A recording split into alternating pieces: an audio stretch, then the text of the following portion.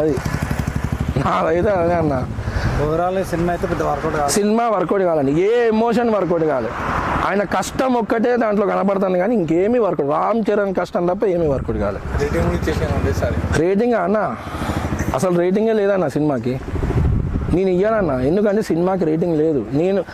నేను ఎవ్వరికి అపోనెంట్ కాదు, I'm not opponent for anybody.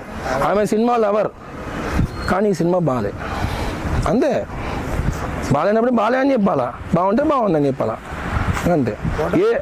ఇప్పుడు రేట్లు 600 పెడుతున్నారు ఇట్లా ప్రీమియమ్స్, ఏ సినిమా అయినా కూడా ఈ 600 పెట్టడం, సినిమాలకి ఇట్లా ప్రీమియమ్స్ పెట్టడం, ఈ కాస్ట్ పెట్టడం, ఈవెన్ ఇప్పుడు పాప్కార్న్స్ కొనాలన్నా ఇవన్నీ చేయాలన్నా ఒక మనిషి తినాలి అన్న. ఒక మిడిల్ క్లాస్ అయినా పోలేడు అన్న సినిమాకి. 600 పెట్టి చూడాలంటే ఒక మిడిల్ క్లాస్ అయినా సినిమాకి పోలేడు. ఒక అప్పర్ మిడిల్ క్లాస్ వాళ్ళు పోతారు. చాలా చాలా బడ్జెట్ పెడుతున్నారు అన్న, వాళ్ళు బడ్జెట్ పెడతారు అన్న. ఎందుకు పెట్టిండ్రు అన్న బడ్జెట్ ఇట్లాంటి సినిమాలు తీయడానిక? నువ్వు కేజీఎఫ్ లాంటి సినిమాలు చూస్తాం. ఇప్పుడు డ్రాగన్ వస్తుంది, అది ఎట్లుంటుందో నాకు తెలియదు. బట్